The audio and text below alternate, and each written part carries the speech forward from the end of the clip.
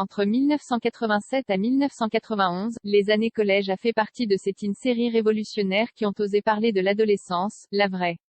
Si vous n'avez pas tout bien suivi ou si votre mémoire vous met au défi, on vous raconte la fin de la série. Attention, spoiler. L'article suivant révèle des éléments clés de l'intrigue des années collège ainsi que sa fin. À la fin des années 70, Linda Schuller, alors enseignante, a l'idée de faire une série centrée sur un groupe de collégiens, un genre plutôt rare à la télévision canadienne. Après The Kids of Degrassi Street, elle crée Degrassi Junior High qui se transforme ensuite en Degrassi High lorsque les étudiants débarquent au lycée. Ce sont ces deux dernières séries qui forment chez nous les années collège. Le tout est un véritable succès, si bien que la franchise sera ensuite déclinée sous différents noms, Nouvelle Génération, la Nouvelle Promo. Une chose est sûre, les années collège n'a jamais hésité à aborder les véritables problématiques adolescentes, non édulcorées, et a ainsi marqué un bon nombre de personnes à travers le monde qui ont grandi avec elle. C'est le 28 janvier 1991 que le dernier épisode, One Last Dance, est diffusé. 3 ans après pourtant, un téléfilm intitulé « School's Out » viendra compléter le Mais que se passe-t-il à la fin de la série à proprement parler? C'est ce qu'on va vous raconter. La rumeur est lancée dans les couloirs du lycée, Lucy est stressée quant à l'élection des représentants des élèves tandis que Tabby et Nick font part de la dernière rumeur qui circule dans l'établissement à Dwayne, un élève de Degrassi a le site. Dwayne est nerveux. Nick et Tabby aggravent la situation en faisant part de leur avis sur le sujet et espérant que cette personne sera renvoyée. Lucy est élue représentante des élèves du lycée, tout le monde vient la féliciter. À la cafétéria, Caitlin salue timidement Joey et échange quelques mots avec lui à propos de l'élection de Lucy.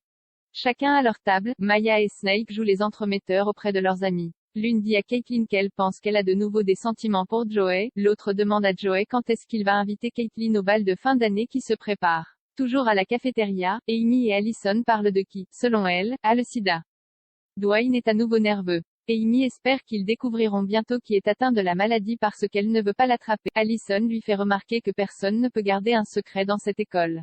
Dwayne suppose alors que c'est Joey qui a tout raconté parce qu'après tout, il est le seul à connaître sa séropositivité. Dans les toilettes des garçons, Dwayne décide ainsi d'affronter Joey. Ce dernier se défend et lui dit que ce n'est pas lui qui a répandu la rumeur. Alors que la classe se termine, Tabby et Nick continuent de débattre sur le sujet, ils supposent que c'est un garçon gay qui l'a attrapé. Joanne s'énerve et leur demande comment ils peuvent en être sûrs et finit par les éduquer sur la nature du virus. Le duo se moque finalement d'elle et elle s'en va non sans se laisser faire. Après que Nick ait encore tenu des propos dégradants sur les personnes atteintes du sida, Dwayne s'énerve finalement et leur avoue qu'il est séropositif et ce, à cause d'une fille. Nick est maintenant horrifié de se tenir à côté de lui. Ça y est, tout le monde est au courant et regarde Dwayne bizarrement. Un simple salut à Tabby et la voilà terrifiée. Le jeune homme essaie alors de lui expliquer que la maladie ne s'attrape pas en se touchant, en vain. Il quitte l'école. Bye bye Degrassi High. Lors du cours de sciences de Monsieur Webster, les élèves apprennent que Degrassi va fermer pour toute une année et qu'ils doivent tous aller dans des établissements différents pour finir le lycée.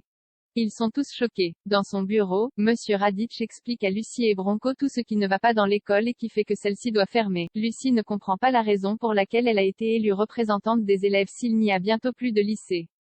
Le vice-principal lui dit que la décision vient d'être prise le matin même et qu'il est également affecté. Dans les couloirs, Joey avoue à Wills et à Snake qu'il aime Caitlin et qu'il veut l'inviter au bal mais il s'inquiète maintenant de ne plus être dans le même lycée qu'elle l'an prochain. La jeune fille fait alors son apparition et c'est l'occasion pour Joey de l'inviter, il se lance. La jeune femme hésite puis finit par dire oui. À la fin d'un cours, Tabby demande à Joanne si elle a vu Dwayne, mais ce dernier n'a pas été vu depuis le matin même. Tabby lui pose ensuite des questions sur le sida, elle s'inquiète de savoir si elle peut l'attraper en s'asseyant sur la même chaise que Dwayne. Joanne lui explique comment la maladie s'attrape tout en s'énervant, elle est en colère de la façon dont les personnes atteintes du sida sont traitées par les gens comme Tabby et s'en va. La dernière danse c'est enfin le grand soir, tout le monde arrive sur son 31 au bal. La fête bat son plein lorsque Dwayne arrive. On le dévisage et on l'évite. Une énième remarque d'Allison à Amy et le jeune homme s'enfuit dans les toilettes des garçons. Joey, Snake et Michelle arrivent à leur tour. Ces deux derniers rejoignent la piste de danse tandis que Joey attend Caitlin à l'entrée, elle est toujours en retard. De plus en plus nerveux, il commence à penser qu'elle ne viendra pas et s'inquiète de son apparence.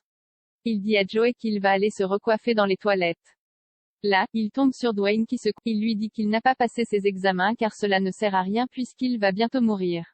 Joey souligne que tout le monde va mourir un jour mais cela ne convainc pas son interlocuteur.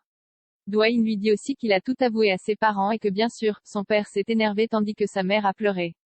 Pendant ce temps, Maya et Caitlin arrivent enfin au lycée et cette dernière s'étonne de ne pas trouver Joey à l'entrée. Elle commence elle aussi à s'inquiéter. Maya n'arrange pas les choses en lui disant qu'il en avait peut-être marre d'attendre et qu'il a dû rentrer chez lui.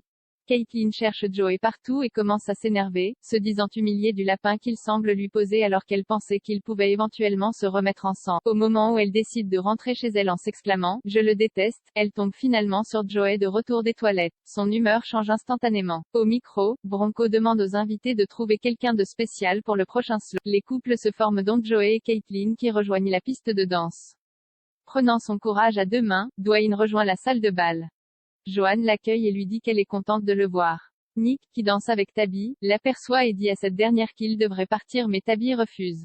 Elle rejoint Dwayne et l'invite à danser, il accepte. Le duo s'avance sur la piste, entouré des élèves de Degrassi tous occupés à danser. Le générique défile. Fin des années collège, la série.